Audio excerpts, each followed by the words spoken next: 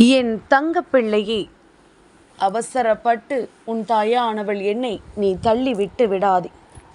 என் குழந்தையே, நாளைய விடியலில் உனக்கான மிகப்பெரிய உதவியை செய்வதற்காக ஒருவர் உன் வாழ்க்கைக்குள் வரப்போகின்றார். இவரினுடைய அடையாளத்தை உனக்கு நான் முன்கூட்டியே சொல்லிவிடுகின்றேன். இவர் சற்று உடல் பருத்தவர், உருண்டையாக இருப்பார். இவரினுடைய நிறம் வெண்மை நிறம், அதாவது சிவப்பாக இருக்கிறார் என்று சொல்வார்கள் அல்லவா. கருப்பு என்றும் சிவப்பு என்றும் பிரித்து வைத்திருக்கிற இந்த நிறத்தில் இவர் சிவப்பான நிறமுடையவர். இவர் யார்? இவர் உனக்கு நாளை என்ன உதவியை செய்ய போகின்றார்? இவர் உன் வாழ்க்கைக்குள் வருவதனால் உனக்கு என்ன நல்லது நடக்கும் என்பதனை எல்லாம் உன்னிடத்தில் சொல்லிவிட உன் அம்மா நான் வந்திருக்கின்றேன். நாளை நீ இவரை கண்டு விட்டாலே போதும், நிச்சயமாக ஒரு அதிர்ஷ்டம் உன் வாழ்க்கையில் நடக்கும். இத்தனை காலமும் நீ இழந்துவிட்ட பல நல்ல விஷயங்கள் இந்த வாழ்க்கையில் உனக்கே உனக்கானதாக மீண்டும் கிடைக்கும் என்பதனை நீ புரிந்து கொள்வாய். என் குழந்தையே, உன்னோடு எப்பொழுதும் நான் இருக்கின்ற இந்த நேரங்களை எல்லாம் நீ சரியாக பயன்படுத்தி உன்னோடு உன் அம்மா உனக்கு கொண்டு வந்து தருகின்ற எல்லா விஷயங்களையும் என் பிள்ளை நீ தெளிவுபடுத்தி கொண்டு எப்பொழுதும் பெருமகிழ்ச்சியோடு நீ இருக்க வேண்டிய நேரம் கைகூடி வந்திருக்கின்றது. என்ன நடந்தாலும் ஏது நடந்தாலும் உன் வாழ்க்கைக்கு எல்லா வகையிலும் இந்த வராகி துணை இருப்பேன் என்பதனை பல முறை உனக்கு எடுத்துச் சொல்லிவிட்டேன் அல்லவா. நடந்து முடிந்ததை எல்லாம் நினைத்து வருந்தி கொண்டிருக்காதே. உனக்கு நடக்கக்கூடிய நல்ல விஷயங்கள் ஒவ்வொன்றும் என்னவென்பதனை தெரிந்து கொண்டு அதற்கு ஏற்றது போல நீயும் சரியானபடி உன் வாழ்க்கையை வழி நடத்தி சென்று கொண்டிருக்கின்றாய். என் பிள்ளைக்கு நன்றாகவே தெரியும் இந்த வாழ்க்கையில் என்னவெல்லாம் நடந்தது, ஏதுவெல்லாம் நம்மை பாடாய்படுத்தியது என்று. அப்படி இருக்கும் பொழுது தெய்வத்திடம் முன்னின்று நீ வேண்டுதல் வைக்கும் பொழுது, அம்மா நீ மட்டும் எனக்கு போதும், நீ பார்த்து கொடுப்பது எனக்கு சிறப்பானது, என்னை எப்பொழுதும் உன்னுடைய உண்மையான அன்பாக ஏற்றுக்கொள், உன் திருவடி நிழலில் எனக்கு இடத்தை கொடு, நான் பட்டது எல்லாம் போதும், இனி எனக்கு துயரத்தை கொடுக்காதே, என் வாழ்க்கையை நல்லபடியாக மாற்று, எல்லா நலன்களையும் கிடைக்கச் செய், தீயவற்றை நீக்கி நல்ல தகுதியை எனக்கு கொடு, சகல செல்வ யோகத்தோடு என்னை வாழவை என்று சொல்லி என்னிடத்தில் நீ கேட்கின்ற நிமிடங்கள் எல்லாம் உள்ளமுருக உண்மையான பக்தியோடும் உண்மையான அன்போடும் நீ கேட்கின்ற இந்த விஷயங்கள் எல்லாம் உன்னுடைய வாழ்க்கையில் நிச்சயமாக மிக பெரிய நம்பிக்கையை என்னிடத்தில் இருந்து உனக்கு பெற்று கொடுத்திருக்கிறது என்பதனை மறந்துவிடக்கூடாது. என் குழந்தையே, எந்த நொடியிலுமே நமக்கு இந்த வாழ்க்கை தருவது என்னவென்று நாம் உணர முடியாமல் போகும் பொழுதெல்லாம் எல்லா நிலையிலும் நமக்கானவற்றை நாம் கண்டுபிடித்து விட வேண்டும். என் குழந்தையே, பிறப்பது ஓரிடம், நாம் வளர்வது இன்னோரிடம், படிப்பது ஓரிடம், வேலைக்கு சென்று சம்பாதிப்பது ஓரிடம், வாழ்க்கை துணை அமைவது ஓரிடம், வாழ்வது ஓரிடம், சந்ததிகள் பிறப்பது ஓரிடம். எல்லா நேரத்திலும் நம் வாழ்க்கையில் நாம் இருக்கின்ற இடம் என்பது ஒரு இடத்தில் நமக்கு தீர்மானிக்கப்பட்டதாக கிடையாது. ஒவ்வொரு இடமும் நாம் மாறிக்கொண்டிருக்க வேண்டிய சூழ்நிலை நிச்சயமாக இருக்கின்றதல்லவா. இதுதான் வாழ்க்கை, எதுவும் நிரந்தரமானது அல்ல என்பதனை முதலில் புரிந்து கொள்ள வேண்டும். என் குழந்தையே, எப்பொழுதுமே இன்றைய சிறப்பான செயல்பாடுகள்தான் எதிர்கால வாழ்க்கைக்கு ஆணிவேராக இருக்கும் என்பது எல்லோருடைய நினைவிலும் இருக்க வேண்டும். இன்று நீ சிறப்பாக எந்த விஷயத்தை செய்தாலும் நாளை அது உன் வாழ்க்கையில் மிகப்பெரிய நம்பிக்கையை உனக்கு கொடுக்கும் என்பதனை நீ மறந்து விடாதே. அதுபோல ஆரோக்கியமான வாழ்க்கைதான் உறுதியான வாழ்க்கை. யாருடைய வாழ்க்கை ஆரோக்கியமாக இருக்கின்றதோ அவர்களினுடைய வாழ்க்கை எப்பொழுதும் உறுதியாக இருக்கும் என்பதில் எந்த ஒரு மாற்று கருத்தும் கிடையாது. புத்தக அறிவு மட்டும் ஒருவருக்கு பயன் கொடுக்காது. எதையும் அனுபவம் மூலமாகவே சோதித்து உணர்வதுதான் சிறந்தது என்பதனை முதலில் புரிந்து கொள்ள வேண்டும். எந்த விஷயமாக இருந்தாலும் அனுபவம் நமக்கு தேவை என்பதனை முதலில் புரிந்து கொள்ள வேண்டும். என் குழந்தையே, விதிப்படி இந்த உலகம் இயங்கிக் கொண்டிருக்கிறது. அதனால் நடப்பதை கண்டு கலங்காதே.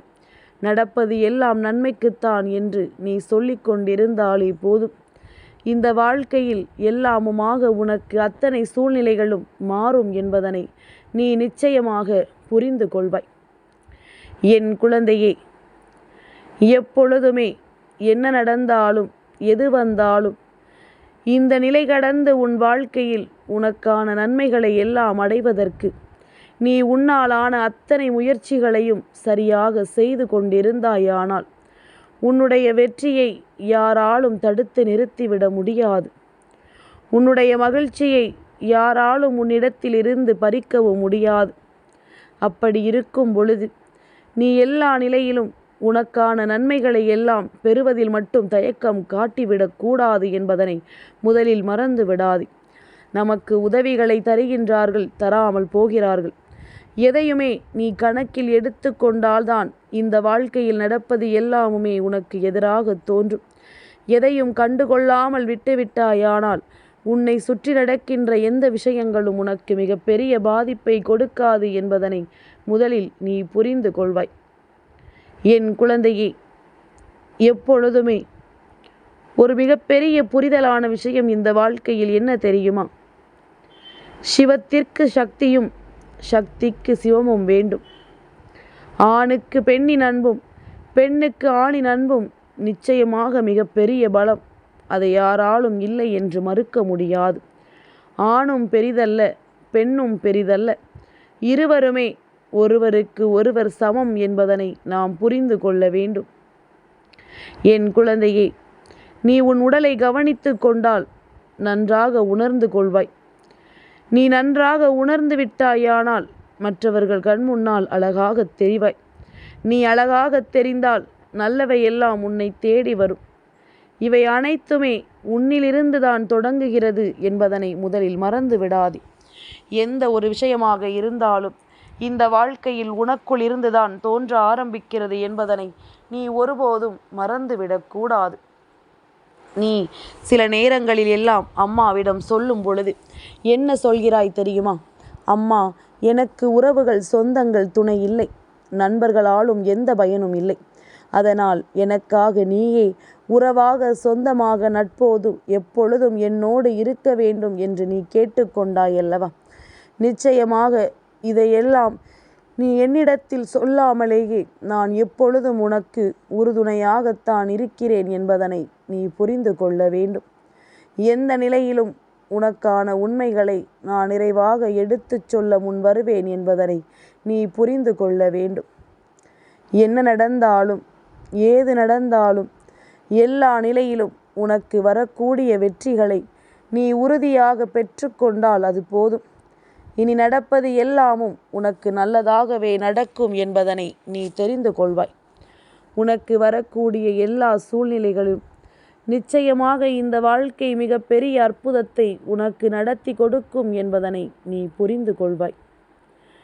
என் தங்கமே, என்னாலும் நீ என்ன நினைத்து கொண்டிருந்தாலும் உனக்கென்ற இந்த வாழ்க்கை வெற்றியை கொடுக்கும் பொழுது அதனை பெறுவதற்குரிய மனநிலையோடு நீ இருக்கிறாயா என்று நிச்சயமாக சோதித்து பார்க்க வேண்டும். என் குழந்தையே, சில சமயங்களில் எல்லாம் சாய்ந்து கொள்வதற்கு ஒரு தோள் தேவைப்படுகின்றது. அதே நேரத்தில் எப்பொழுதுமே அந்த தோள் மீது நாம் சாய்ந்து கொண்டிருந்தோமானால் அது அவர்களுக்கு மிகப்பெரிய பாரமாகிவிடும். அதனால் எல்லா நிலையையும் உணர்ந்து ஒவ்வொன்றிற்கு ஏற்றது போல நம் வாழ்க்கையை நாம் சரி செய்து கொண்டிருக்க வேண்டும். ஒவ்வொரு விஷயங்களும் இந்த வாழ்க்கையில் நமக்கான வெற்றியை எந்நாளும் உறுதியாக கொடுக்க வேண்டும் என்பதனை நீ மறந்துவிடக்கூடாது. என் பிள்ளையே, அன்பு காட்டி யாரையும் ஏமாற்றிவிடக்கூடாது. அந்த வழி மரணத்தை விட கொடுமையானது. அன்புக்காக ஏங்கும் ஒவ்வொரு உயிரும் இங்கு அனாதைதான் என்பதனை மறந்து விடாதே. அந்த வகையில் உன் அம்மா நான் சொல்வது போல நீ ஒருபோதும் உன்னை அனாதை என்கின்ற வார்த்தையினால் அழைத்து விடக்கூடாது. எப்பொழுதும் அது போன்ற ஒரு விஷயத்தை நீ சொல்லக்கூடாது. எந்த நேரத்திலும் அம்மா இருக்கும் பொழுது, உன்னை அன்போடு அரவணைக்க நான் இருக்கும் பொழுது, யாரும் இல்லை என்கின்ற வார்த்தை ஒருபோதும் உன்னிடத்திலிருந்து வந்துவிடக்கூடாது. என் குழந்தையே, எப்பொழுதுமே நம்மீது உண்மையான பாசம் வைத்திருப்பவர்களால் எந்த சூழ்நிலை வந்தாலும் நம்மோடு பேசாமல் இருந்துவிட முடியாது. இங்கு எல்லாமே தேவைக்காக தான் என்றிருக்கும் பொழுது அவர்கள் எப்படி உன்னோடு பேசுவார்கள்? நீ தேவைப்பட மாட்டாய் என்று தெரிந்தால் உன்னை திரும்பி கூட இவர்கள் பார்ப்பதில்லை என்பதனை நான் தெரிந்து கொண்டேன். என் குழந்தையே, இதுபோன்ற இந்த மனிதர்கள் எல்லாம் உன்னை சுற்றி வருகின்ற இந்த வாழ்க்கையில் யார் நமக்கு நல்லதை செய்ய போகிறார்கள், யார் நமக்கு உண்மையாக இருக்கப் போகிறார்கள் என்று யோசிக்கின்ற என் குழந்தையே, நாளைய விடியலானது பௌர்ணமியினுடைய விடியல். பௌர்ணமி நாளில் சந்திர பகவானினுடைய அருளை நீ பெறக்கூடிய விடியல் அல்லவா? அப்படியானால் வெண்மை நிறத்திலானவர் அந்த சந்திர பகவான். அவரினுடைய அன்பையும் அருளையும் நீ நிச்சயமாக பெற்றுக்கொள்ள வேண்டும் என்று நான் ஆசைப்படுகின்றேன். உன்னுடைய வெவ்வேறு விருப்பங்களும் வெவ்வேறு திருப்பங்களும் இந்த வாழ்க்கையில் நடந்த பொழுதிலும் கூட என் குழந்தையே, பௌர்ணமி நாள் என்ற ஒன்று வந்துவிட்டால் போதும் நீ சந்தோஷத்தில் துள்ளி குதிப்பாய் அல்லவா? இந்த நாளில் மனதார அம்மனை தரிசித்து நாம் வழிபட்டோமானால் இந்த வாழ்க்கையில் நமக்கு நல்லதையே நடக்கும் என்பதனையும் நீ தெரிந்து கொள்வாய். அப்படி இருக்கும் பொழுது நாளைய விடியல் பௌர்ணமியின் விடியலானதனால் சந்திர பகவானினுடைய அருள் உனக்கு நிச்சயமாக கிடைக்கும்.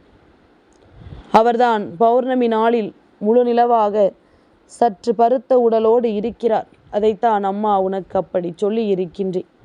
என் குழந்தையே, இந்த மனிதர்கள் எந்த நாளிலும் உன் வாழ்க்கையில் எந்த ஒரு நன்மைகளையும் உனக்கு செய்வதற்கு அவர்கள் துணிந்திருக்கவில்லை. என்ன நடந்தாலும் என்ன விஷயமாக இருந்தாலும் எப்பொழுதும் நீ சரியான மனநிலையோடு வர வேண்டும் என்பதனை முதலில் புரிந்து கொண்டால் போதும்.